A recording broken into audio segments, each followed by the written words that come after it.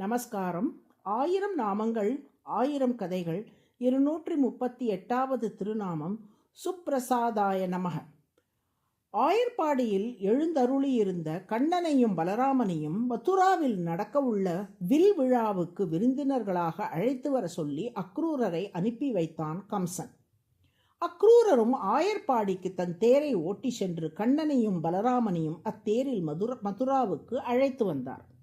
மதுராவில் வாழ்ந்த சுதாமா என்பவர் பூ மாலைகள் தொடுத்து விற்பனை செய்வதை தனது தொழிலாக கொண்டிருந்தார். அதனால் அவரை மாலாக்காரர் என்று எல்லோரும் அழைப்பார்கள். கண்ணனும் பலராமனும் தங்களை அலங்கரித்துக் கொள்வதற்குரிய பூ மாலைகளை வாங்குவதற்காக அவரது இல்லத்திற்கு சென்றார்கள். திருமாலும் ஆதிசேஷனும் தான் கண்ணனாகவும் பலராமனாகவும் வந்துள்ளார்கள் என்று சுதாமா அறிந்திருந்தார். கண்ணனும் பலராமனும் தனது இல்லத்தை நோக்கி வருவதைக் கண்டு எழுந்து நின்றார் சுதாமா. இருவரையும் பக்தியோடு வரவேற்றார். அவர்கள் அமர்வதற்கு ஆசனம் அளித்தார்.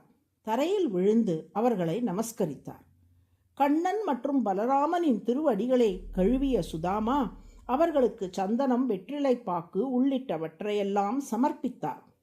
கண்ணபிரானே, நீங்கள் உலகை படைத்தவராகிய திருமால் என்பதையும் படைத்த உலகை காப்பதற்காக தாங்கள் அவதரித்து வந்துள்ளீர்கள் என்பதையும் தங்களது அருளால் உணர்ந்து கொண்டேன்.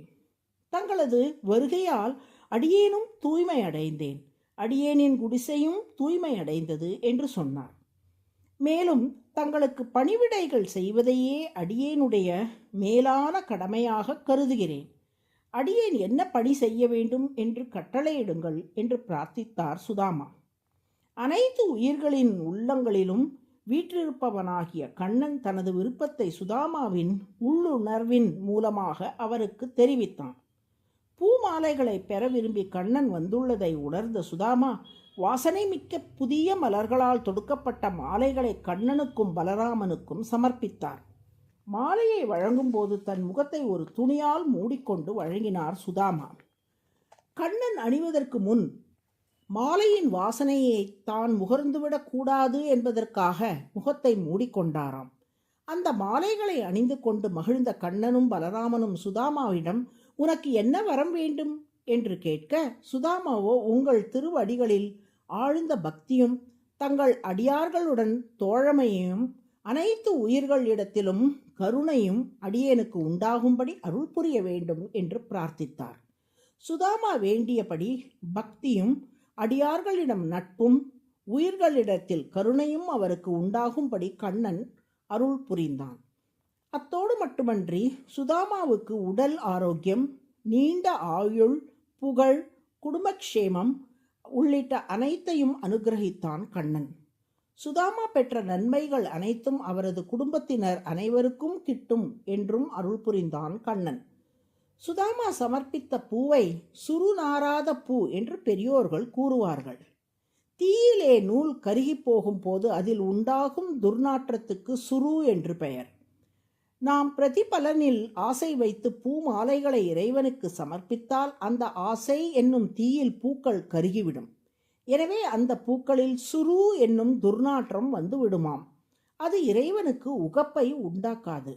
சுதாமாவை போல எந்த பிரதிபலனும் எதிர்பார்க்காமல் பூமாலைகளை இறைவனுக்கு சமர்ப்பித்தால்தான் சுரு நாற்றம் இல்லாமல் இறைவனுக்கு உகப்பை உண்டாக்க வல்ல பூவாக அது இருக்கும்.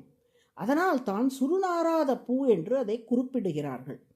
அத்தகைய சுருநாராத பூக்களை சமர்ப்பித்தபடியால் தான் சுதாமாவுக்கு மட்டுமன்றி அவருடைய குடும்பத்துக்கும் சேர்த்து கண்ணன் அருள் புரிந்தான்.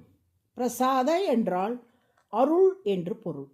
இறைவன் அமுது செய்த உணவில் அவரது அருளும் கலந்து வருவதால் தான் அதை பிரசாதம் என்று சொல்லும் வழக்கம் உள்ளது. வடமொழியில் பிரசாதம் என்பதற்கு அருள் என்றே பொருள். சுதாமா போன்ற அடியார்களுக்கு மிக சிறந்த அருளை புரிவதால் சுப்ரசாத என்று திருமால் அழைக்கப்படுகிறார். அதுவே விஷ்ணு சகஸ்ரநாமத்தின் 238வது திருநாமம். சுப்ரசாதாய நம என்று தினமும் சொல்லி வரும் அன்பர்களுக்கும் அவர்களின் குடும்பங்களுக்கும் திருமால் நல்லருள் புரிவார். நாராயண நாராயண.